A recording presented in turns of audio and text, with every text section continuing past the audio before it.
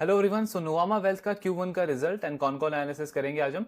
Company के results को लेकर के काफी परसेप्शन भी है कि नंबर्स खराब आए हैं, ग्रोथ घट गया है कंपनी का। तो उसको भी समझेंगे कि नंबर्स को देखना कैसे हमको, एंड मैनेजमेंट की कैसी कमेंट्री रही है, ओवरऑल आगे का कैसा आउटलुक लगता है बिजनेस का, ये सारी चीजें डिस्कस करेंगे। सो नंबर्स को देखने से पहले हमको ना इनके बिजनेस मॉडल की क्लैरिटी होनी चाहिए, क्योंकि बहुत बार आप देखोगे ना तो हम सिर्फ हेडलाइन नंबर्स पे ही फोकस करते हैं कि आनंद राठी, मोतीलाल ओसवाल, नुवामा तीनों का रेवेन्यू कैसे ग्रो कर रहा है, मार्जिन के कैसे नंबर्स हैं।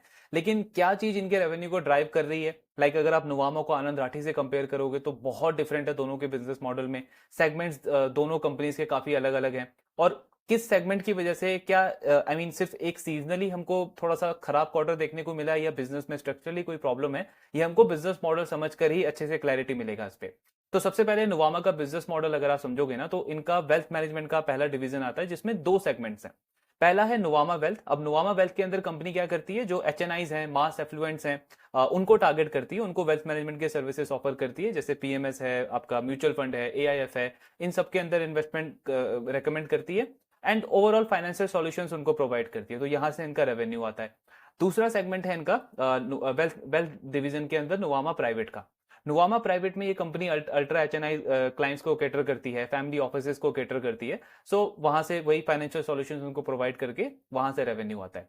फिर इनका एक और सेगमेंट है एसेट मैनेजमेंट का। अब ये जो एसेट मैनेजमेंट का सेगमेंट है नुवामा वेल्थ का, ये मोतीलाल ओसवाल का जो एसेट मैनेजमेंट का बिजनेस है उससे बिल्कुल डिफरेंट है। क्योंकि मोतीलाल ओसवाल एक प्योर म्यूचुअल फंड कंपनी उनका है, वो एसेट मैनेजमेंट वाले डिवीजन के अंदर।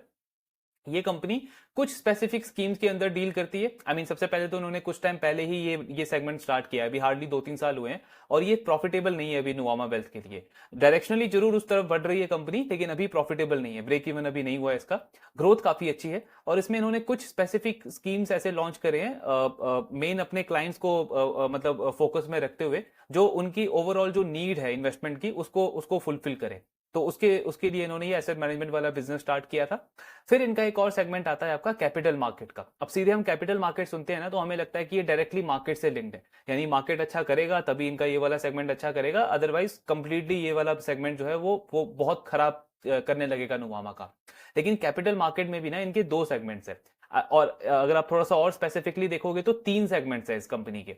पहला तो है एसेट सर्विसेज का बिजनेस। एसेट सर्विसेज में ये कंपनी क्या करती है, जैसे जो आपके इंस्टीट्यूशनल क्लाइंट्स हैं, म्यूचुअल फंड है, इंश्योरेंस कंपनीज हैं, पीएमएस है, एआईएफ है, इन सबको पूरा बैक ऑफिस सर्विस पूरा प्रोवाइड करती है। जैसे उनके जो भी एसेट्स सिक्योरिटीज है, चाहे स्टॉक हो, बॉन्ड हो, डिवेंचर हो, उनका कस्टडी करना, फिर उनकी अकाउंटिंग मैनेज करना, रिपोर्टिंग वगैरह देखना, ये मेक श्योर करना कि जो भी कंप्लायंस वाला पार्ट है सेबी का वो अच्छे से फॉलो हो रहा है इस पर्टिकुलर क्लाइंट से, कहीं पे उसमें तो कुछ प्रॉब्लम नहीं आ रहा, वो सारी चीजें मेक श्योर करना।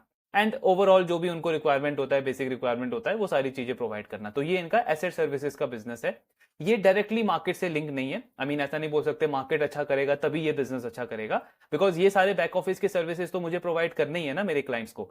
और इस वाले सेगमेंट में अगर आप इनका कॉस्ट के ऊपर डिपेंडेंसी देखोगे ग्रोथ के साथ में, तो वो इतनी ज्यादा नहीं है। मतलब अगर ग्रोथ कम होता है तो ऐसा नहीं है कि प्रॉफिट पे भी एकदम से बहुत नेगेटिव इंपैक्ट पड़ेगा। तो ये वाला थोड़ा सा स्टेबल वाला बिजनेस है कंपनी का, एसेट सर्विसेज का। फिर कंपनी के दो अदर बिजनेसेस हैं कैपिटल मार्केट में। एक है इंस्टीट्यूशनल इक्विटी। इंस्टीट्यूशनल इक्विटी में कंपनी क्या करती है, जो इनके क्लाइंट्स हैं वही सेम पीएमएस, म्यूचुअल फंड या आपके पेंशन फंड्स होते हैं, इंश्योरेंस कंपनीज होती है, उनको इन्वेस्टमेंट से रिलेटेड जो भी रिसर्च सर्विसेज चाहिए, लाइक नुवामा के जो भी 200-300 कंपनीज का जो स्टॉक को ये रिसर्च करते हैं, उनसे रिलेटेड जो भी अपडेट आता है बिजनेस का चाहे क्वार्टरली रिजल्ट हो या कंपनी की कॉन कॉल हो या कोई और मर्जर एक्विजिशन की कोई नई डील आती है, गवर्नमेंट का कोई नया रिफॉर्म आता है, उन सब का बिजनेस स्पेसिफिक एनालाइज करके ये अपने क्लाइंट को पूरा रिसर्च वगैरह प्रोवाइड करते हैं कि कहाँ पे वो इन्वेस्ट कर सकते हैं मार्केट में। देन इसके अलावा भी अगर इनके क्लाइंट्स को किसी एक पर्टिकुलर स्टॉक में पोजीशन बिल्ड करनी है तो वो डायरेक्टली मार्केट से तो जाके परचेज करेंगे नहीं, वो पोजीशन बिल्ड करने में चाहे ब्लॉक डील हो, बल्क डील हो, उसमें ये हेल्प करते हैं। फिर इसके अलावा इनके किसी क्लाइंट को अगर किसी बिजनेस के मैनेजमेंट से पर्सनली मिलना है, मीटिंग करनी है, बिजनेस के प्रोस्पेक्ट्स के बारे में जानना है, तो वो मीटिंग वगैरह अरेंज करवाना, कॉन्फ्रेंसेस वगैरह कंडक्ट करना, ये सारा काम होता है इनका इंस्टीट्यूशनल इक्विटी वाले बिजनेस में। अब इंस्टीट्यूशनल इक्विटी का जो बिजनेस है तो ये बिल्कुल मार्केट से लिंक है। जब मार्केट अच्छा करेगा तब मेरा वॉल्यूम अच्छा होगा, मैं ज्यादा इन्वेस्ट करूंगा, ज्यादा ट्रेडिंग करूंगा, और जब मार्केट खराब होगा तो मेरा ट्रेडिंग वॉल्यूम कम हो जाएगा। तो इसको आप बोल सकते हो कि ये मार्केट लिंक्ड वाला बिजनेस है। और फिर आपका लास्ट वाला बिजनेस आता है इन्वेस्टमेंट बैंकिंग का। वही अगेन सेम, कंपनी को आईपीओ लाना हो, फंड रेजिंग करनी हो क्यूआईपी के through, follow on public offer हो, या फिर किसी भी और तरीके से मर्जर एक्विजिशन का डील हो, जो कि हम जनरली देखते हैं बुल मार्केट में ज्यादा होता है, तो उन सारे कामों में इनका ये इन्वेस्टमेंट बैंकिंग का बिजनेस आता है। तो ये इस तरीके का पूरा बिजनेस मॉडल है नुवामा का। अब यहाँ पे थोड़ा सा आप कॉमन सेंस लगाओ, तो क्या इनका बिजनेस पूरी तरीके से मार्केट पे डिपेंडेंट है? नहीं, बिल्कुल नहीं है। कुछ सेगमेंट्स हैं, दो तीन मेन पर्टिकुलरली सेगमेंट्स हैं जिनमें मार्केट की डिपेंडेंसी ज्यादा है। अदरवाइज ब्रॉडर लेवल पे अगर आप देखोगे तो एक अच्छा डाइवर्सिफाइड बिजनेस मॉडल इन्होंने बिल्ड किया है ओवर द ईयर्स। स्पेसिफिकली जब से ये एसेट मैनेजमेंट वाला बिजनेस इन्होंने स्टार्ट किया, एसेट सर्विसेज वाले बिजनेस को इन्होंने वापस से रीस्ट्रक्चर किया 2-3 साल पहले, जब से ये नया प्राइवेट इक्विटी जो इनकी प्रोमोटर कंपनी है पीएजी ग्रुप, वो जब से इनके साथ में जुड़ा है, तो ये सारी चीजें कंपनी ने न्यूली अभी स्टार्ट करी है। तो इस तरीके का बिजनेस मॉडल है नुवामा का। अब सबसे पहले इनके Q1 के रिजल्ट देखते हैं कि नंबर्स इन्होंने कैसे रिपोर्ट करे हैं। तो रेवेन्यू से स्टार्ट करते हैं। कंपनी का रेवेन्यू अगर आप देखोगे वाई लेवल पे 15% का ग्रोथ दिखेगा हमको रेवेन्यू में। अब बिल्कुल सही बात है, पहले के क्वार्टर्स में ये कंपनी 40-50% से ग्रो करती थी, लास्ट क्वार्टर तक भी कंपनी का 25 से 30% का ग्रोथ था। इस क्वार्टर में 15% आ गया, तो टेक्निकली आप बोल सकते हो ग्रोथ आधा हो गया कंपनी का, ग्रोथ रेट की अगर हम बात करें। लेकिन इसके पीछे का रीजन क्या है वो भी हमको समझना पड़ेगा। सो सेगमेंट वाइज अभी हम डिस्कस करेंगे, उसमें हमको क्लैरिटी मिलेगा कि ग्रोथ कंपनी का क्यों डिक्लाइन हुआ है। कॉस्ट को अगर आप देखोगे तो 13% से इंक्रीज हुआ है, यानी इनकम मेरी बड़ी है 15% से, कॉस्ट मेरा बड़ा है 13% से।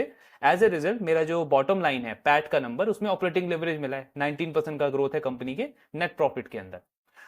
देन सेगमेंट वाइज अगर हम देखें, सबसे पहले वेल्थ मैनेजमेंट का सेगमेंट। तो वेल्थ मैनेजमेंट का मतलब इसमें नुवामा वेल्थ और नुवामा प्राइवेट दोनों इंक्लूडेड है। इसका अगर आप क्लाइंट एसेट देखोगे ना, तो उसमें 18% की ग्रोथ है, और रेवेन्यू में कंपनी की 18% की, सेम 18% की ग्रोथ है। ये ग्रोथ रेट पहले के क्वार्टर्स में भी ऑलमोस्ट सेम दिखेगा आपको, 19, 20, 22% के रेंज में ग्रोथ होता था। अभी भी इस क्वार्टर में भी वही 18% के आसपास की ग्रोथ है। फिर नुवामा वेल्थ की अगर हम बात करें इस वाले डिवीजन की, तो इसमें रेवेन्यू में 17% की ग्रोथ है, और आप देखोगे कि पैट में मतलब पीबीटी में इसमें 18% की ग्रोथ है। तो क्वार्टर ऑन क्वार्टर भी ये वाला नंबर जो है ना, ये आपको ऑलमोस्ट फ्लैट ही दिखेगा, मतलब कोई इसमें नेगेटिव ग्रोथ नहीं है, क्योंकि लास्ट क्वार्टर में भी इनकी इस वाले बिजनेस से 215 करोड़ का रेवेन्यू आया था, इस क्वार्टर में 222 करोड़ का रेवेन्यू है। मतलब क्वार्टर ऑन क्वार्टर भी नंबर बढ़ा ही है, ऐसा नहीं है नेगेटिव ग्रोथ देखने को मिला है। नेगेटिव ग्रोथ कहां पे देखने को मिला है? नुवामा प्राइवेट वाले डिवीजन के अंदर। इसमें वाई ग्रोथ अच्छा है, सेम 19%, पहले भी 20-21-22% होता था। लेकिन क्वार्टर ऑन क्वार्टर अगर आप देखोगे ना, तो लगभग 25 से 30 करोड़ का इंपैक्ट आया है इस वाले बिजनेस के अंदर। Q4 में कंपनी का जो रेवेन्यू था वो अराउंड 185-190 करोड़ के रेंज में था, इस क्वार्टर में 155 करोड़ है। तो यहां पे आप बोल सकते हो टेक्निकली क्वार्टर ऑन क्वार्टर हमको कंपनी के रेवेन्यू ग्रोथ में थोड़ा सा डिक्लाइन देखने को मिला है। लेकिन क्या ये कोई स्ट्रक्चरल प्रॉब्लम है या सीजनल प्रॉब्लम है? अब आप बोलोगे वेल्थ मैनेजमेंट बिजनेस में सीजनैलिटी कैसे होती है? तो सीजनैलिटी इनकी इसमें होती है ट्रांजैक्शनल वाले बिजनेस के अंदर। मतलब दो तरीके से बिजनेस रेवेन्यू आता है ना आपका, एक तो आता है आपका रेकरिंग रेवेन्यू, दूसरा होता है आपका ट्रांजैक्शनल बेस्ड रेवेन्यू। तो Q4 में आपका जो इंश्योरेंस का बिजनेस है ना, उसका रेवेन्यू बढ़ जाता है। चाहे आप बैंक के बिजनेस में देखो, या ब्रोकिंग के बिजनेस में देखो, या फिर आप वेल्थ मैनेजमेंट के बिजनेस में देखो, हर एक इस तरीके की कंपनीज का फाइनेंशियल इंडस्ट्री में Q4 में इंश्योरेंस का जो रेवेन्यू है उसका शेयर इंक्रीज हो जाता है। वहां पे सबसे ज्यादा इंश्योरेंस सेल होता है Q4 में पर्टिकुलरली। तो इनका मेनली Q4 में इंश्योरेंस का बिजनेस काफी अच्छा आया था, जो कि Q1 से अगर आप कंपेयर करोगे तो वो ऑफकोर्स थोड़ा सा क्वार्टर ऑन क्वार्टर आपको नीचे दिखेगा, इसीलिए ये 25-30 करोड़ का रेवेन्यू हमको कम दिख रहा है लास्ट क्वार्टर के कंपैरिजन में। अदरवाइज ऐसा कोई स्ट्रक्चरल प्रॉब्लम नहीं है, जस्ट सीजनैलिटी का इशू है। बाकी ओवरऑल ग्रोथ वाई कंपनी की 19% की आई है। देन इनका जो एसेट मैनेजमेंट का बिजनेस है, फी इनकम जिसको हम बोलते हैं, इसमें वाई 37% की ग्रोथ है, और quarter on quarter almost flat है। लास्ट क्वार्टर में भी इतना ही 17-18 करोड़ के आसपास का नंबर था। एसेट सर्विसेज का जो इनका बिजनेस है, जहां पे ये बैक ऑफिस का पूरा सर्विस देते हैं अपने इंस्टीट्यूशन क्लाइंट्स को, इसमें वाई 46% की ग्रोथ है। हाँ, एक चीज आप बोल सकते हो कि इसका ग्रोथ रेट घटा है, पहले के क्वार्टर्स में 70-80% की ग्रोथ थी, लेकिन यार वो ग्रोथ सस्टेनेबल भी तो नहीं है ना, हर एक क्वार्टर में आप 70-80-100% का ग्रोथ तो जनरेट नहीं कर सकते। तो स्टिल ओवरऑल ग्रोथ इसमें अच्छा आया 46% का। क्वार्टर ऑन क्वार्टर इसका ग्रोथ ऑलमोस्ट फ्लैट है, लास्ट क्वार्टर में भी वही 190 करोड़ के आसपास रेवेन्यू था, इस क्वार्टर में भी 190 करोड़ का रेवेन्यू है। जो डिक्लाइन मेजरली आपको दिखेगा वो दिखेगा इनके कैपिटल मार्केट के बिजनेस के अंदर, जिसका रेवेन्यू 10% गिर गया है। अब ये जो कैपिटल मार्केट का बिजनेस है ना, जिसमें इंस्टीट्यूशनल लिक्विडिटी और इन्वेस्टमेंट बैंकिंग, ये दोनों सेगमेंट्स आते हैं, ये इनके टोटल रेवेन्यू में लगभग 23-24% कंट्रीब्यूट करता है, यानी 1/4 मेरा जो रेवेन्यू है वो इस वाले डिवीजन से आता है। तो अगर इसका रेवेन्यू मेरा 10% गिर जाएगा, तब ऑफ कोर्स मेरे ओवरऑल ग्रोथ में थोड़ा सा मुझे इंपैक्ट देखने को मिलेगा। तो एक मेन रीजन ये है क्यों हमको इसमें रेवेन्यू ग्रोथ सिर्फ 15% का दिखा है। लेकिन इसमें भी हमको ये देखना है कि क्या कोई स्ट्रक्चरल प्रॉब्लम है या सीजनल ज्यादा है। तो इसमें मिक्स है, दोनों चीजें हैं। कैपिटल मार्केट का बिजनेस एक तो बिल्कुल इसलिए गिरा है बिकॉज लास्ट कुछ मंथ से आप देखोगे तो ज्यादा प्राइमरी इश्यूज, सेकेंडरी इश्यूज वगैरह में कुछ एक्टिविटी हुई नहीं है। आईपीओ इतने ज्यादा नहीं आए हैं। Q2 में फिर भी आने स्टार्ट हुए हैं, लेकिन Q1 में अप्रैल मई में मामला आपका ऑलमोस्ट ठंडा ही पड़ा था। तो एक बड़ा रीजन वो भी है। लेकिन उसके अलावा एक और रीजन क्या है कि लास्ट ईयर Q1 में ना इनको एक वन ऑफ गेन देखने को मिला था। मतलब एक इनका इन्वेस्टमेंट बैंकिंग में एक बड़ी डील हुई थी मर्जर एंड एक्विजिशन की एक कंपनी की, जिसकी वजह से इनका एक बड़ा बेस बन गया था लास्ट ईयर Q1 में। तो इसलिए भी अगर हम वाई वाई कंपेयर करेंगे तो एक रीजन वो भी है, लास्ट ईयर का बेस हाई था जिसकी वजह से सिर्फ 10% का हमको डिक्लाइन देखने को मिल रहा है। और मैनेजमेंट का कहना है कि अगर आप उसको उस वन ऑफ को एक्सक्लूड करके देखोगे तो हमारा कैपिटल मार्केट का जो बिजनेस है ना उसमें पॉजिटिव ग्रोथ देखने को मिली है। इनफैक्ट अगर आप इसको क्वार्टर ऑन क्वार्टर कंपेयर करोगे तो 10% का पॉजिटिव ग्रोथ है। लेकिन वो लास्ट ईयर एक वन ऑफ था और साथ में कैपिटल मार्केट में भी वैसी एक्टिविटी नहीं है, इसलिए हमको 10% डिक्लाइन दिख रहा है ओवरऑल लेवल पे। तो इससे हमको क्या समझ में आता है कि स्ट्रक्चरल प्रॉब्लम ऐसा कुछ बहुत ज्यादा नहीं है। एक तो इंश्योरेंस इनकम था इसलिए सीक्वेंशियली उसमें थोड़ा सा रेवेन्यू डिक्लाइन दिख रहा है। दूसरा कंपनी का लास्ट ईयर का थोड़ा सा बेस ज्यादा बढ़ गया था, उससे भी थोड़ा सा इंपैक्ट पड़ रहा है। और उसके अलावा बिल्कुल कैपिटल मार्केट में भी एक्टिविटी जो है वो थोड़ी सी स्लो हुई है, वीक हुई है, जिसकी वजह से ग्रोथ रेट थोड़ा सा हमको कम दिख रहा है। लेकिन कुछ मेजर प्रॉब्लम नहीं है और इसके लिए अब हमको कंपनी का कॉन कॉल डिस्कस करना है, मतलब मैनेजमेंट की कमेंट्री समझनी है कि मैनेजमेंट आगे के लिए क्या डायरेक्शन दे रहा है। तो सबसे पहले तो उन्होंने Q1 के ऊपर बताया कि अगर आप इकोनॉमी के पॉइंट ऑफ व्यू से देखोगे ना तो Q1 किसी भी एंगल से हमारी इकोनॉमी के लिए अच्छा नहीं था। आई मीन मार्केट तो बिल्कुल रेंज बाउंड बना ही था, मार्केट में कुछ खास एक्टिविटी देखने को नहीं मिली। लेकिन इसके अलावा आप कॉर्पोरेट्स की अर्निंग भी देखोगे तो उसमें भी काफी शार्प डिक्लाइन देखने को मिला है ग्रोथ की अगर हम बात करें। जैसे Q4 का रिजल्ट अगर आप देखोगे लार्ज कैप कंपनीज का, तो आई मीन 3-4% का ग्रोथ देखने को मिला है उनकी अर्निंग्स में, उनकी प्रॉफिट की ग्रोथ की अगर हम बात करें कॉर्पोरेट की, इंडिया के टॉप बड़े कॉर्पोरेट्स, तो सिर्फ 3-4% का ग्रोथ आया है। तो आई मीन लॉन्ग टर्म में तो हम बार बार बात करते हैं ना कि बिजनेस की जो अर्निंग ग्रोथ है वही मार्केट को ड्राइव करती है। शॉर्ट टर्म में बिल्कुल बहुत सारे इवेंट्स होते हैं, लेकिन लॉन्ग टर्म में अगर बिजनेस का अर्निंग अच्छा ग्रो करेगा तो मार्केट उसको बिल्कुल रिवॉर्ड करेगा। तो एक तो अर्निंग ग्रोथ काफी ज्यादा डाउन हुई है पहले कुछ क्वार्टर्स के कंपैरिजन में।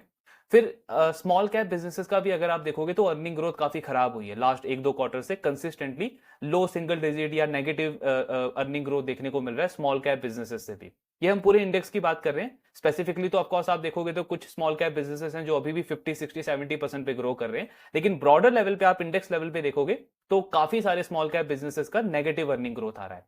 मिड कैप जो इंडेक्स है वो एक एक्सेप्शनल है जहां पे आपको बहुत हाई डबल डिजिट ग्रोथ देखने को मिलेगा। 15-18-20% से मिड कैप बिजनेसेस का प्रॉफिट ग्रो कर रहा है। अदरवाइज चाहे लार्ज कैप हो या आपके स्मॉल इंडेक्स हो, दोनों का अर्निंग ग्रोथ काफी घटा है पहले के क्वार्टर से, तो उससे भी मार्केट के सेंटीमेंट को इंपैक्ट पड़ा है। फिर इसके अलावा हमने ये टैरिफ वॉर वगैरह देखा है जिससे ग्लोबली जो एफआईआई का फ्लो है, इनका कहना है कि वो इंडियन मार्केट से थोड़ा सा शिफ्ट हुआ है, इसकी वजह से ये भी एक नेगेटिव है।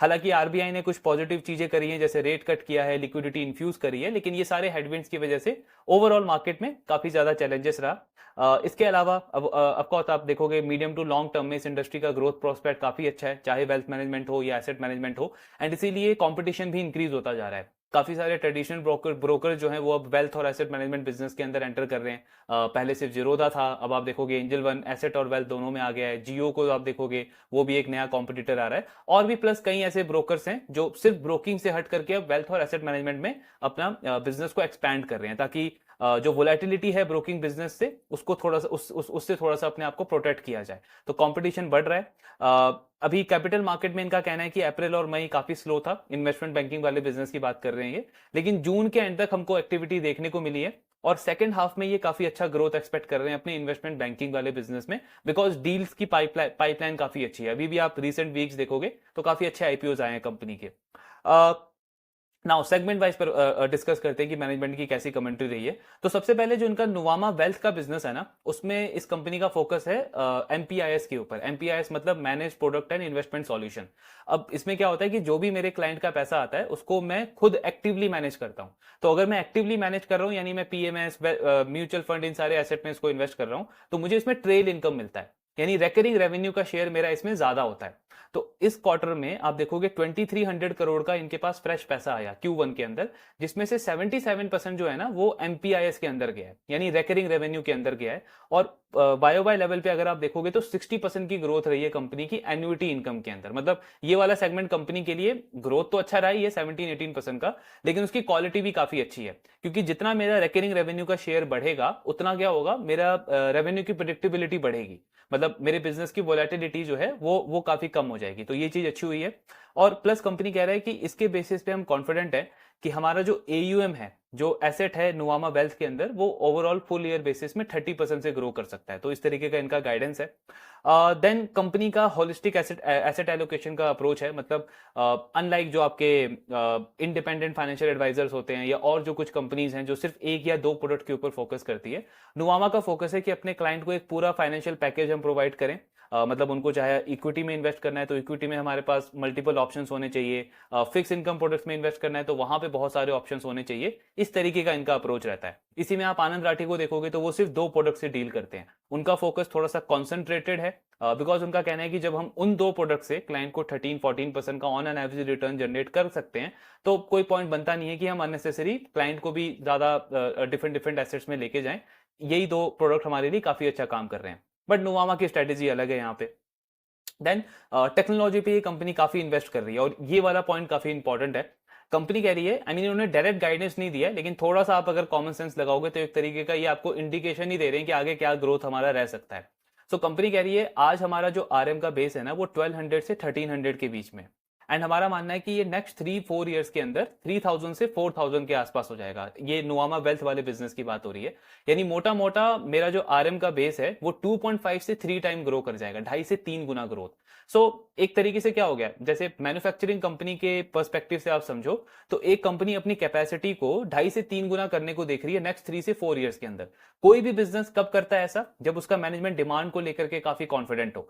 आई मीन लास्ट 7-8-9 मंथ्स देखोगे तो इनके बिजनेस के पॉइंट ऑफ व्यू से या मार्केट के पॉइंट ऑफ व्यू से बहुत अच्छे नहीं रहे हैं, लेकिन उसके बाद भी अगर कोई बिजनेस इतना इतना एग्रेसिवली एक्सपैंड कर रहा है तो उसका मतलब है कि आगे का डिमांड फोरकास्ट वो काफी अच्छा देख रहे हैं। एंड आई मीन एक तरीके से आपको उन्होंने ये इंडिकेशन दे दिया है कि हमारा ओवरऑल बिजनेस का ग्रोथ भी सेम ट्रेजेक्टरी में रहेगा, बिकॉज जब मेरी RM की कैपेसिटी 2.5 से 3 टाइम हो जाएगी, तो अभी मैंने रिसेंटली लगभग 20-25% से न्यू RM ऐड किए हैं लास्ट ईयर के अंदर। ये मैच्योर होंगे अगले 2-3 साल के अंदर, फ्रेश RM आएंगे, उनसे बिजनेस आएगा, तो मोटा मोटा 25% का कैगर बहुत आराम से एक्सपेक्ट किया जा सकता है इनके नुवामा वेल्थ वाले बिजनेस के अंदर। मतलब इन्होंने डायरेक्ट गाइडेंस नहीं दिया है, लेकिन एक तरीके से आपको हिंट दे दिया है कि जब 2.5 से 3 टाइम ग्रोथ होगा मेरी RM की कैपेसिटी में, तो वो फ्रेश बिजनेस भी तो लेके आएंगे ना, RM की प्रोडक्टिविटी भी तो बढ़ेगी, वहां से भी ग्रोथ आएगा। सो इस तरीके का इनका ग्रोथ का टारगेट है नेक्स्ट 3-4 ईयर्स के लिए। देन इन्होंने एक नया प्लेटफॉर्म लॉन्च किया है, लास्ट क्वार्टर में भी हमने डिस्कस किया था, मार्स करके, मल्टी एसेट रिकमेंडेशन सिस्टम। सो इसमें अभी तक कंपनी ने 30,000 करोड़ पोर्टफोलियो का लगभग इसको टेस्ट किया है, और कंपनी इसमें नई फीचर्स ऐड कर रही है, जैसे फैमिली लेवल एक्सेस हो गया, कैश फ्लो हो गया, टैक्स लॉस हार्वेस्टिंग हो गया। तो बेसिकली ये है क्या, जैसे एक HNI अल्ट्रा HNI क्लाइंट होता है तो उनके पूरी फैमिली मेंबर नुवामा वेल्थ के साथ में इन्वेस्ट करते हैं। अब उनके लिए ये बहुत कॉम्प्लेक्स हो जाएगा कि वो हर एक फैमिली मेंबर का अलग से लॉगिन क्रेडेंशियल लेके उसको लॉगिन करेंगे और फिर देखेंगे कि किसका पैसा कहाँ पे इन्वेस्ट है, किस किस एसेट क्लास में इन्वेस्ट है, कितना रिटर्न आ रहा है। आई मीन ये बहुत कॉम्प्लेक्स चीज हो गया। तो इसको इन्होंने एक ही प्लेटफॉर्म पे कर दिया है कि फैमिली लेवल पे जो HNI का हेड है वो अपने पूरे फैमिली का एसेट देख सकता है कि कितना पैसा किसका इन्वेस्ट है, किस एसेट क्लास में इन्वेस्टेड है, आने वाले मंथ्स में क्या पाइपलाइन है इन्वेस्टमेंट की, कितना रिटर्न जनरेट हो रहा है, ये सारी चीजें एक एक जगह पे दिख जाएगा। देन इसके अलावा क्योंकि वेल्थ मैनेजमेंट बिजनेस है तो आप अपने क्लाइंट का एक्सपेंसेस, उनका इनकम, ये भी बहुत अच्छे से उनको प्लान करके देते हो कि फ्यूचर आने वाले मंथ्स में आपके कितना कैश फ्लो आपके पास एक्सपेक्टेड है, कितना खर्चा आपका कहाँ पे जाने वाला है, और कितना हमने उसके अकॉर्डिंग इन्वेस्टमेंट प्लान किया है। तो ये भी इनको उसी डैशबोर्ड पे दिख जाएगा। और HNI अल्ट्रा HNI क्लाइंट है तो टैक्स का भी बहुत इश्यू रहता है, तो ये सारी कॉम्प्लेक्सिटी भी कंपनी को एक ही प्लेटफॉर्म पे मिल जाती है। देन बात करते हैं नुवामा प्राइवेट वाले बिजनेस की। सो इसमें अगर आप नेट फ्लो देखोगे, फ्रेश पैसा कितना आया, तो लगभग 3000 करोड़ के आसपास कंपनी के पास Q1 में फ्रेश पैसा आया है, और ये लास्ट ईयर का जो क्लोजिंग AUM था कंपनी का उसका 26 से 27% है। यानी लगभग 1/4 मैंने फर्स्ट क्वार्टर के अंदर ही अचीव कर लिया है, और मैनेजमेंट कह रहा है कि पूरे साल में 25 से 30% हम कॉन्फिडेंट है कि इसमें भी ग्रोथ कर सकते हैं in terms of AUM। RM इसमें लगभग 19 से 20 RM इन्होंने और ऐड करे हैं। और इसमें कंपनी ना कुछ लेंडिंग अपॉर्चुनिटीज एक्सप्लोर कर रही है, जैसे एचएनआई क्लाइंट्स को कुछ शॉर्ट टर्म लिक्विडिटी के लिए कुछ अलग अलग चीजें चाहिए, तो वहां पे वो अपना इन्वेस्टमेंट तो रिडीम नहीं करेगा, लेकिन आप क्या कर सकते हो, जैसे लोन अगेंस्ट सिक्योरिटी हो गया, लोन अगेंस्ट प्रॉपर्टी हो गया, लीज रेंटल डिस्काउंटिंग हो गया, ये कुछ इनोवेटिव इंस्ट्रूमेंट्स होते हैं जो आप अपने क्लाइंट्स को सेल कर सकते हो, तो उनका भी लिक्विडिटी का प्रॉब्लम जो है वो सॉल्व हो जाएगा, और आपका भी एक जो है ईल्ड थोड़ा सा ज्यादा बन जाएगा। तो ये सारी अपॉर्चुनिटीज अभी कंपनी एक्सप्लोर कर रही है। देन आता है इनका एसेट मैनेजमेंट का बिजनेस। सो एसेट मैनेजमेंट में जो कमर्शियल रियल स्टेट का फंड था नुवामा का, उसमें इन्होंने फर्स्ट डिप्लॉयमेंट कर दिया है दिल्ली में, साकेत के अंदर इन्होंने एक प्राइम प्रॉपर्टी में इन्वेस्ट किया है। अब इससे होगा क्या, जो कमर्शियल रियल एस्टेट का फंड है उसमें जितने भी इनके इन्वेस्टर्स हैं उनको एक तो रेंटल इनकम आएगा, मंथली बेसिस पे रेंटल इनकम आएगा, और फिर कल को चल के जैसे उस एसेट का प्राइस एप्रिसिएशन होगा और नुवामा उसको सेल करेगा तो कैपिटल गेन भी मिलेगा अलग से इनके इन्वेस्टर्स को। तो ये इन्होंने कमर्शियल रियल एस्टेट में किया है। प्लस आने वाले क्वार्टर्स में कंपनी इसमें 2000 से 2200 करोड़ का और फ्रेश पैसा जो है वो रेज करने वाली है। तो टोटल अगले 2-3 क्वार्टर में इसका जो फ्लो है वो 4000 करोड़ का हो जाएगा। देन पब्लिक मार्केट में इनके दो फंड्स हैं, एक लॉन्ग शॉर्ट फंड है और एक आपका एब्सोल्यूट रिटर्न फंड है। लॉन्ग शॉर्ट फंड क्या होता है, जिसमें आप एक तो एक जगह लॉन्ग पोजीशन बनाते हो एक स्टॉक में जहां पे आपको लग रहा है बिजनेस के प्रोस्पेक्ट्स काफी अच्छे हैं। फॉर एग्जांपल मुझे लग रहा है ज्वेलरी कंपनीज काफी अच्छा करने वाली है, तो मैंने किसी ज्वेलरी स्टॉक में अपना लॉन्ग पोजीशन बना लिया। लेकिन एट द सेम टाइम मुझे लग रहा है कि क्योंकि ये टैरिफ वगैरह हुआ है तो कुछ जो एक्सपोर्ट रिलेटेड कंपनीज हैं उनका फंडामेंटल और डिटेरियोरेट होगा, तो किसी एक एक्सपोर्ट कंपनी का जिसका फंडामेंटल खराब होने वाला है उसका मैं स्टॉक जो है वो सेल कर दूंगा, शॉर्ट सेल कर दूंगा एक तरीके से। तो ये हो गया मेरा लॉन्ग शॉर्ट फंड। अब इसमें फंड का मेन पर्पस क्या होता है कि आप मार्केट की वोलेटिलिटी को यूज करके ना अच्छे रिटर्न जनरेट करते हो। फिर आपका दूसरा आता है absolute return fund. Absolute return fund मतलब जैसे म्यूचुअल फंड में क्या देखते हैं कि म्यूचुअल फंड का जो बेंचमार्क है, यानी कि फॉर एग्जांपल निफ्टी है, तो निफ्टी के कंपैरिजन में उसने कितना रिटर्न दिया है, अगर उसको बीट किया है तो उसका मतलब अच्छा परफॉर्मेंस है, उसको अंडर परफॉर्म किया है तो मतलब खराब परफॉर्मेंस है। एब्सोल्यूट रिटर्न फंड का मतलब ये होता है कि मार्केट का जो इंडेक्स जो है वो कुछ भी रिटर्न दे, लेकिन इस फंड का जो रिटर्न है ना वो पॉजिटिव ही होना चाहिए। फॉर एग्जाम्पल इंडेक्स अगर 5% नीचे जाता है तो जो एब्सोल्यूट रिटर्न फंड है ना उसका रिटर्न पॉजिटिव ही रहना चाहिए, चाहे वो 2% हो, 1% हो या 1.5% हो, लेकिन वो पॉजिटिव ही होना चाहिए। तो मार्केट को एक तरीके से, सॉरी, इन्वेस्टर्स को वो एक तरीके से ना स्टेबिलिटी प्रोवाइड करता है। सो ये इनका एब्सोल्यूट रिटर्न फंड है। अभी मैनेजमेंट कह रहा है Q1 में जिस तरीके का सेंटिमेंट था मार्केट का, तो इनका नेगेटिव इनफ्लो रहा है इन दोनों फंड्स के अंदर, मतलब कि ज्यादातर रिडम्पशन हुआ है इन्वेस्टर्स की तरफ से और फ्रेश पैसा नहीं आया इसके अंदर। लेकिन अच्छी बात यह है कि जुलाई और जून में कंपनी कह रही है कि ट्रेंड चेंज हुआ है पॉजिटिवली, और Q2 Q3 में कंपनी इसमें फ्रेश पैसा और एक्सपेक्ट कर रही है। देन एसेट मैनेजमेंट में इनका एक प्राइवेट मार्केट भी फंड है। प्राइवेट मार्केट मतलब कि जो अनलिस्टेड स्टॉक्स होते हैं उनमें कंपनी इन्वेस्ट करती है। सो इसमें अभी ये क्रॉस ओवर फंड में फंड रेजिंग इन्होंने स्टार्ट कर दी है। क्रॉस ओवर फंड क्या होता है, जो आपकी लेट स्टेज आईपीओ कंपनी होती है ना, मतलब जिन कंपनीज का आईपीओ अगले 1-2-3 साल के अंदर आने वाला है और उनको लास्ट राउंड ऑफ फंडिंग चाहिए, उसमें कंपनी इन्वेस्ट करती है। तो ये होता है आपका क्रॉस ओवर फंड। इसमें इन्वेस्टर्स को क्या बेनिफिट है कि एक तो आपने उस कंपनी में इन्वेस्ट किया, कल को चल के जब उनका आईपीओ आएगा तो हायर वैल्यूएशन पे आएगा, तो आपको वहां पे गेन मिलेगा। फिर जब उसको उसकी लिस्टिंग होगी तो वहां से भी आपको और पॉजिटिव अपसाइड देखने को मिल सकता है। तो ये इन्वेस्टर का बेनिफिट है। अभी इसमें कंपनी 4 से 5000 करोड़ का और फ्रेश फंड रेज प्लान कर रही है अगले 2-3 क्वार्टर्स के अंदर। पूरे एसेट मैनेजमेंट बिजनेस का अगर आप एयूएम का ग्रोथ देखोगे ना तो 54% है। इनफैक्ट अगर अब इसमें आप क्वार्टर ऑन क्वार्टर भी कंपेयर करोगे तो 4 से 5% का ग्रोथ देखने को मिलता है इनके एयूएम के अंदर, यानी ये वाला सेगमेंट भी अच्छा गया है बिजनेस कंपनी के लिए। देन आता है आपका एसेट सर्विसेज का बिजनेस। इसमें रेवेन्यू ग्रोथ तो 46% है। एक ये नई चीज क्या कर रहे हैं एसेट सर्विसेज के अंदर, ये एक नए सेगमेंट के अंदर एंटर कर रहे हैं आरटीए के अंदर, रजिस्ट्रार एंड ट्रांसफर एजेंट, मतलब जो आपका कैम्स और केफिनटेक करते हैं ना वैसा वाला बिजनेस। लेकिन इसमें नुवामा जो है वो डायरेक्टली उनका कॉम्पिटिटर नहीं होगा, इसमें ये एक वैल्यू एडेड सर्विसेज प्रोवाइड करेंगे अपने एग्जिस्टिंग क्लाइंट्स को। तो मेन पर्पस क्या है नुवामा का, जैसे आज ये उनको complete back office services provide करते हैं, लेकिन जो इनके इंस्टीट्यूशनल क्लाइंट्स हैं जैसे म्यूचुअल फंड, पीएमएस, ये जब भी कोई नया स्कीम लॉन्च करते हैं ना तो आरटीए सर्विसेज के लिए इनको कैम्स या के फिनटेक जैसी कंपनी के पास जाना पड़ता है। तो नुवामा का मेन पर्पज है कि हम मार्केट शेयर गेन और कर सकते हैं इस वाली चीज से, अगर ये आरटीए वगैरह सर्विस भी हम खुद से देना स्टार्ट कर दे अपने क्लाइंट्स को, क्योंकि एक ही जगह पे हमारे क्लाइंट को सारा कंप्लीट सर्विसेज मिल जाएगा। आरटीए मतलब क्या हुआ, मतलब वो जो एनएवी कैलकुलेट करते हैं, फंड अकाउंटिंग, फंड एडमिनिस्ट्रेशन, एक स्कीम में जितने भी स्टॉक्स में इन्वेस्टेड हैं उनका जो भी कॉर्पोरेट एक्शन होता है, जैसे किसी स्टॉक में बोनस इशू होता है, किसी स्टॉक्स में स्प्लिट इशू होता है, किसी का डिविडेंड आता है, तो उसको आपको पूरा अकाउंटिंग करना पड़ता है कि हर एक इन्वेस्टर में वो डिविडेंड चला जाए, उसके अकॉर्डिंग वो एनएवी चेंज हो जाए। तो ये सारी चीजें करना, ये आरटीए का काम होता है। तो कंपनी ये इन हाउस स्टार्ट करने का प्लान कर रही है, अनाउंस कर दिया इन्होंने। इनका कहना है कि लास्ट 12 से 18 मंथ्स में हमने काफी अच्छे से इवेल्युएट किया इस वाले पार्ट को, और हमने देखा कि कुछ जो हमारे कॉम्पिटिटर्स हैं वो ये आरटीए की सर्विसेज प्रोवाइड करते हैं और उनका मार्केट शेयर इंप्रूव हुआ है। तो इसी पर्पज से कंपनी इसके अंदर भी एंटर करने को प्लान कर रही है, मतलब एक तरीके से बैकवर्ड या फॉरवर्ड इंटीग्रेशन आप बोल सकते हो। इससे कॉस्ट बढ़ेगा कंपनी का, तो इनका कहना है कि नहीं, इतना ज्यादा नहीं बढ़ेगा, लेकिन ये वैल्यू एडेड होगा, यानी कि हमारे मार्जिन और इंप्रूव हो सकते हैं, और उससे भी इंपॉर्टेंट हम और मार्केट शेयर गेन कर सकते हैं हमारे क्लाइंट्स के थ्रू। तो ये इनका एक नया इनिशिएटिव है। देन आपका आता है इंस्टीट्यूशनल इक्विटी और इन्वेस्टमेंट बैंकिंग। अब इसमें जो सेकेंडरी मार्केट है, यानी जो इंस्टीट्यूशनल इक्विटी वाला बिजनेस है इनका, उसमें लास्ट क्वार्टर के कंपैरिजन में तो वॉल्यूम्स इंक्रीज हुए हैं, लेकिन वाई वाई अगर आप कंपेयर करोगे ना तो वॉल्यूम मॉडरेट हुए हैं। और कंपनी कह रही है कि ये जो टैरिफ वगैरह जो अभी रिसेंटली अनाउंस हुआ है ना, इससे सेंटीमेंट एक्चुअली थोड़ा सा नेगेटिव हुआ है हमारे इंस्टीट्यूशनल क्लाइंट्स का, और कुछ इंस्टीट्यूशनल क्लाइंट्स ने इंडिया से थोड़ा सा अपना एलोकेशन शिफ्ट किया है दूसरी कंट्रीज की तरफ। तो ये मैनेजमेंट की थोड़ी सी आप बोल सकते हो कॉशियस या नेगेटिव कमेंट्री है कि नियर टर्म में ये ज्यादा वॉल्यूम ग्रोथ एक्सपेक्ट नहीं कर रहे हैं अपने इंस्टीट्यूशनल इक्विटी वाले बिजनेस से, तो इस पर थोड़ा सा इंपैक्ट हो सकता है।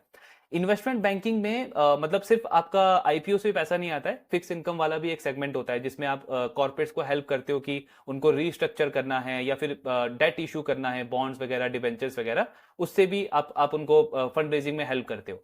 तो इनका जो इक्विटी वाला सेगमेंट है इन्वेस्टमेंट बैंकिंग में, उसमें तो अच्छी ग्रोथ नहीं रही है बिकॉज आईपीओ ज्यादा नहीं आए हैं, लेकिन जो फिक्स इनकम वाला सेगमेंट है उसमें कंपनी की ग्रोथ अच्छी रही है। तो इनका कहना है कि फुल ईयर बेसिस में, क्योंकि अब आईपीओ आने भी स्टार्ट हो गए और सेकंड हाफ के लिए पाइपलाइन काफी अच्छी है, तो हम एक डिसेंट ग्रोथ एक्सपेक्ट कर रहे हैं अपने इन्वेस्टमेंट बैंकिंग के बिजनेस से भी।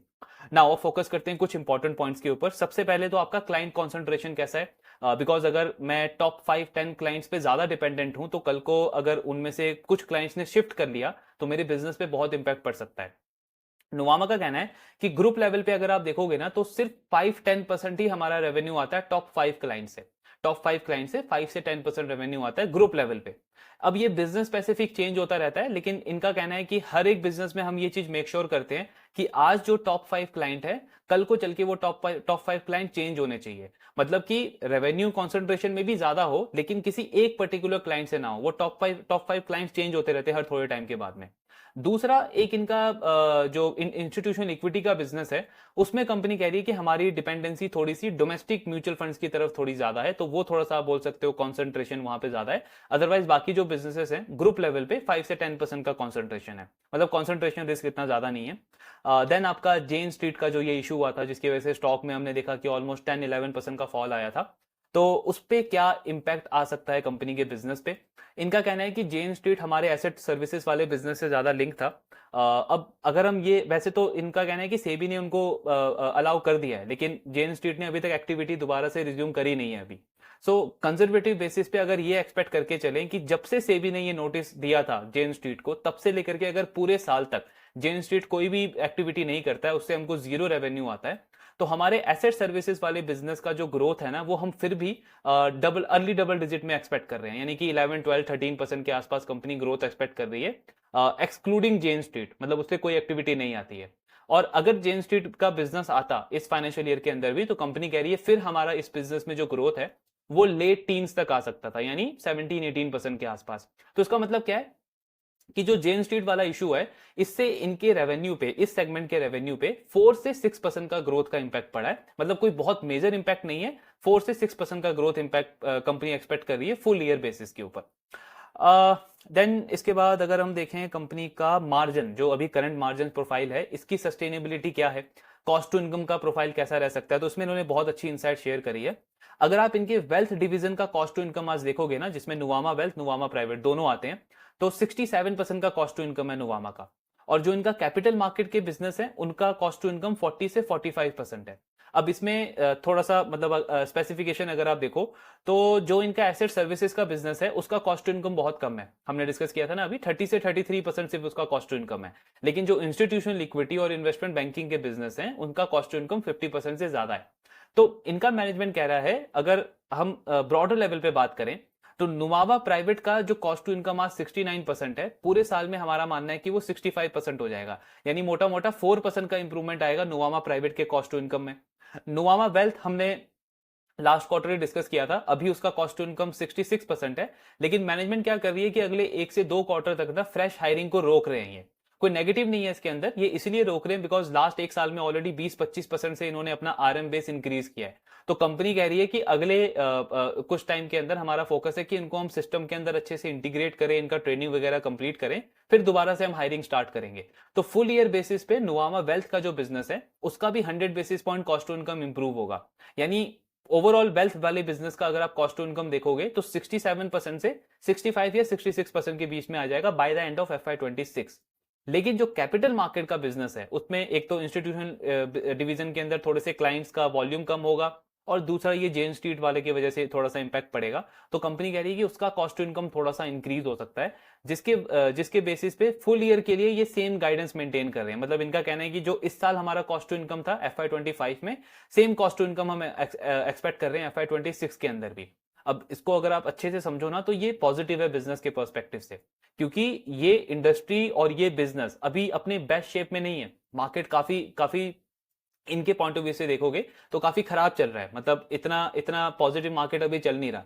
तो वीक बिजनेस एनवायरनमेंट में भी अगर आप अपने अर्निंग्स को प्रोटेक्ट कर सकते हो, आपके अर्निंग्स के ऊपर इतना ज्यादा नेगेटिव इंपैक्ट नहीं आता है। वो भी इनके साथ तो स्पेसिफिक 1-2 इवेंट्स और हुए हैं ये जेन स्ट्रीट वाला। तो आई मीन बिजनेस के सस्टेनेबिलिटी के पॉइंट ऑफ व्यू से आप देखो तो ये काफी अच्छी चीज है। यानी इनके अर्निंग ग्रोथ के ऊपर इतना ज्यादा इंपैक्ट नहीं पड़ेगा FY26 के अंदर भी, जबकि ये एक चैलेंजिंग ईयर है इस कंपनी के लिए। तो उस पॉइंट से अगर हम देखें तो ये अच्छा अपडेट है। देन आरटी वगैरह तो हमने डिस्कस कर लिया है ऑलरेडी कंपनी का। हाँ, अगर आप इनका क्लाइंट एयूएम बेस देखोगे ना तो नुवामा प्राइवेट वाले बिजनेस के अंदर, तो कंपनी कह रही है नंबर ऑफ क्लाइंट जिनका एयूएम 25 करोड़ से ज्यादा है ये कॉन्स्टेंटली इंक्रीज होता जा रहा है। मतलब फ्रेश क्लाइंट एक्विजिशन अच्छा है कंपनी का, लेकिन उन क्लाइंट का एयूएम 25 करोड़ से 100 करोड़ तक जाने में ना काफी टाइम लगता है।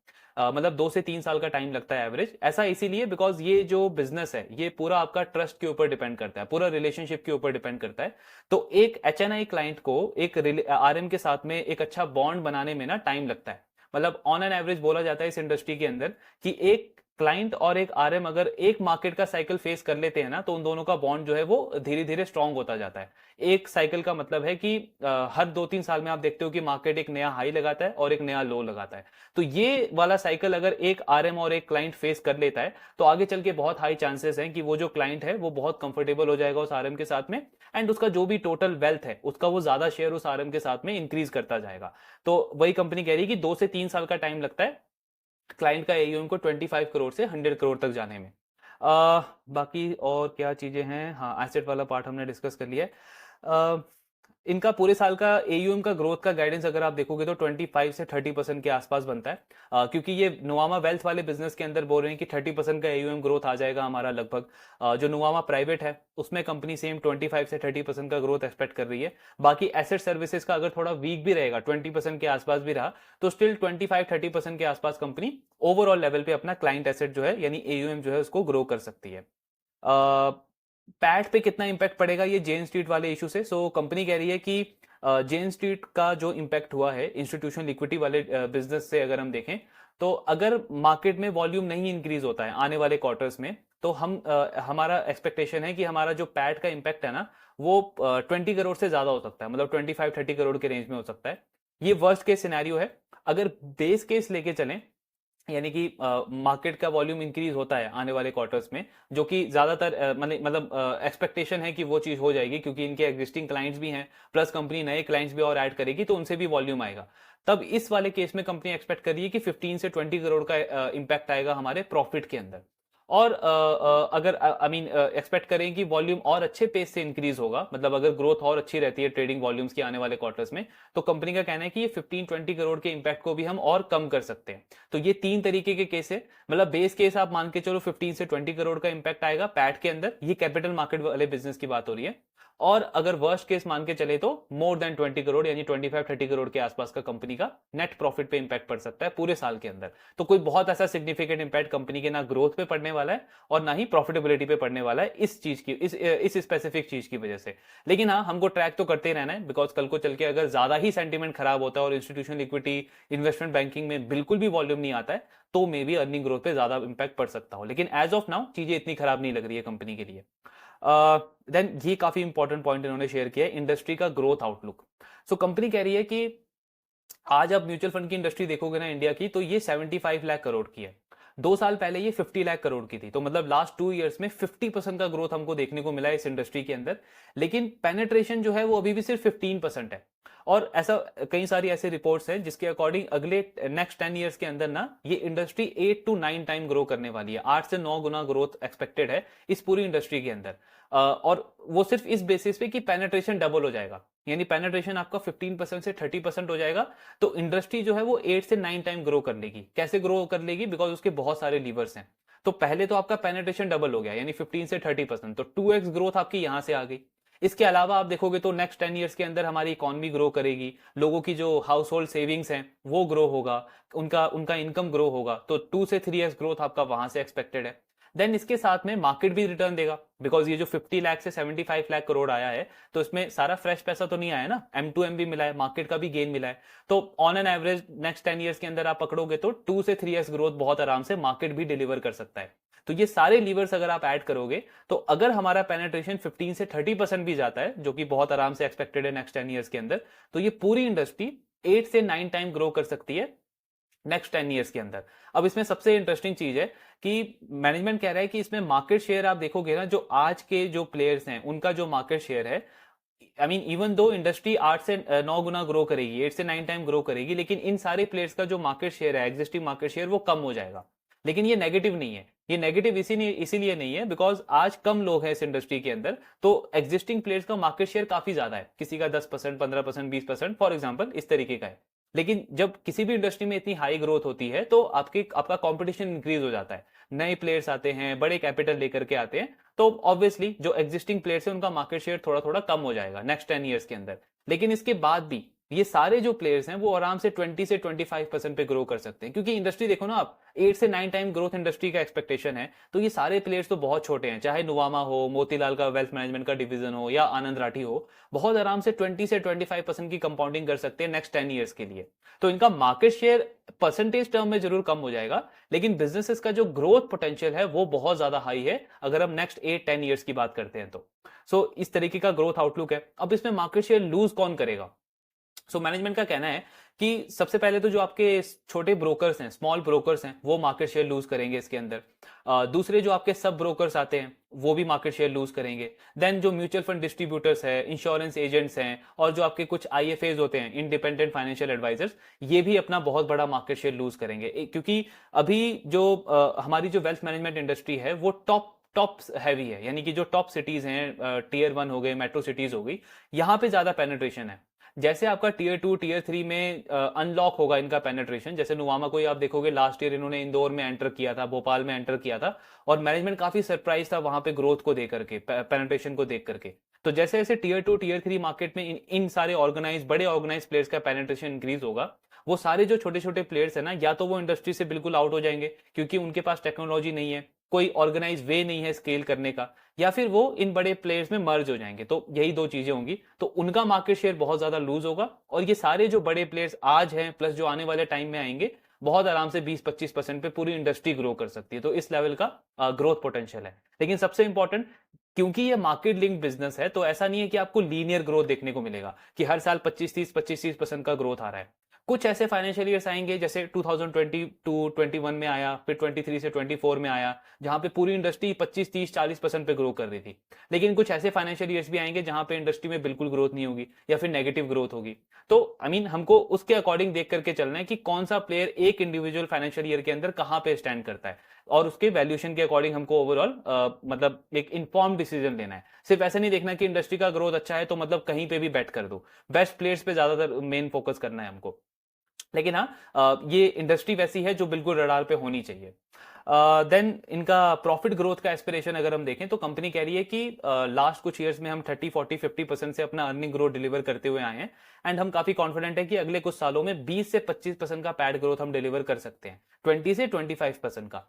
इस साल भी इनफैक्ट कंपनी काफी कॉन्फिडेंट है कि इनके सारे सेगमेंट्स अच्छा करेंगे, बिकॉज इनका कहना है हमारा जो वेल्थ मैनेजमेंट का बिजनेस है, जो एसेट मैनेजमेंट का बिजनेस है, और इवन जो इन्वेस्टमेंट बैंकिंग का बिजनेस है, इन तीनों सेगमेंट में या तो सेम लेवल की ग्रोथ रहेगी जो लास्ट ईयर थी, या फिर उससे भी बेटर ग्रोथ नंबर्स रहेंगे, बिकॉज जिस तरीके का डील्स की पाइपलाइन है, नेट इनफ्लो हमारे पास आ रहा है, उसको देख करके मैनेजमेंट कॉन्फिडेंट है। एसेट सर्विसेज वाले बिजनेस में भी ग्रोथ ऑफकोर्स लास्ट ईयर जैसी नहीं रहेगी 60-70% की, लेकिन स्टिल एक डिसेंट ग्रोथ ही एक्सपेक्ट कर रहे हैं, अर्ली डबल डिजिट 12-13-14% का।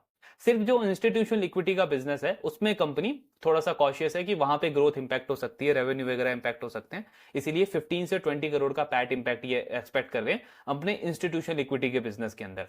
लेकिन उसके बाद भी अगर आप देखो ना, तो इनका बहुत आराम से 20-25% का ग्रोथ बनता है इस फाइनेंशियल ईयर के अंदर, अगर हम बात करें। I mean as of now जो आज चीजें लग रही हैं, क्योंकि आपका वेल्थ बिजनेस का एयूएम ऑलमोस्ट 25-30% पे ग्रो करेगा।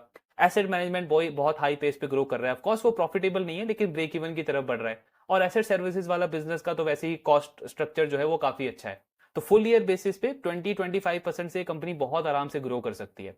और इसका अगर आप इसलिए पैग रेशियो भी देखोगे ना, तो अभी भी वही 1 या बिलो 1 ही आता है। हालांकि ये उन स्टॉक्स में नहीं है जो हाई ग्रोथ और लो पैग रेशियो में आते हैं, जैसे हमने काफी सारे बाकी स्टॉक्स को डिस्कस किया है। लेकिन स्टिल अगर आप देखोगे तो डील अच्छी लगती है, काफी अंडर वैल्यूड है बाकी प्लेयर्स के कंपैरिजन में। अगर इसको हम देखते हैं, आनंद राठी 50-60 के मल्टीपल्स पे ट्रेड करता है, और इसको अगर आप देखोगे तो आई थिंक 20-22-25 का पी मल्टीपल है, आरओई 30% प्लस है। और आई मीन ये जो पूरा लास्ट 8-9 मंथ्स अगर आप देखोगे तो ये इंडस्ट्री का सबसे वीक टाइम था, अगर हम लास्ट 2-3 साल की बात करें। उस टाइम में भी चाहे आनंद राठी हो, नुवामा हो या मोतीलाल हो, आई मीन बहुत अच्छा ऐसा नेगेटिव परफॉर्मेंस किसी से भी देखने को नहीं मिला है।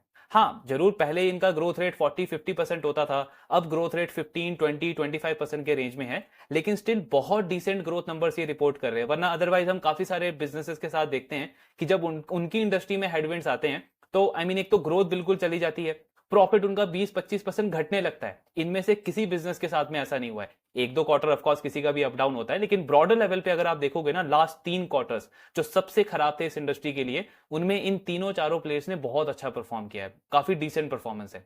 हाँ वैल्यूएशन के पर्सपेक्टिव से ऑफकोर्स नुवामा काफी अच्छा लगता है अभी भी, बिकॉज पैग रेशियो आपका 1 से भी नीचे है, ग्रोथ आई मीन इंडस्ट्री में 20-25% की एक्सपेक्टेड है। एंड थोड़ा थोड़ा अगर आप देखोगे ना, तो इसको एफएमसीजी इंडस्ट्री की तरह भी थोड़ा सा देख सकते हैं, उस बिजनेस के लिए जिसकी अर्निंग की प्रिडिक्टेबिलिटी ज्यादा अच्छी है, मतलब जिसका रेवेन्यू इतनी तेजी से नहीं गिरता है अगर इंडस्ट्री में ट्रेडिंग वॉल्यूम्स वगैरह इंपैक्ट होते हैं या मार्केट का सेंटीमेंट थोड़ा सा नेगेटिव होता है, तो उसमें आप एक्सपेक्ट कर सकते हो कि और स्ट्रॉन्ग पीई रेटिंग का चांस बन सकता है आगे चल के। लेकिन जहां पे वैल्यूएशन इतना ज्यादा कंफर्ट हो, वहां पे तो 20-25% की ग्रोथ के साथ में भी काफी अच्छी डील लगती है। तो ओवरऑल बिजनेस अच्छा है, आय का प्रोस्पेक्ट्स भी अच्छा लगता है। हाँ अगर आप सिर्फ हेडलाइन नंबर्स देखोगे तो आपको लगेगा ग्रोथ बिल्कुल आधा हो गया है, काफी घट गया है, लेकिन उसका रीजन हमने डिस्कस किया कि आई मीन वो कोई स्ट्रक्चरल प्रॉब्लम नहीं है, सीजनल इशू है। मैनेजमेंट अभी भी कॉन्फिडेंट है, और ओवरऑल एयूएम अगर आप देखोगे तो अभी भी 20% के आसपास से ग्रो कर रहा है, और फुल ईयर बेसिस पे 25% के आसपास का गाइडेंस है मैनेजमेंट का। अर्निंग ग्रोथ 20 से 25 एक्सपेक्टेड है। सो ओवरऑल बिजनेस ठीक चल रहा है, बाकी इसका ट्रैकिंग कंटिन्यू रखेंगे। आपके जो भी डाउट्स हैं शेयर करते रहिए। Thank you very much.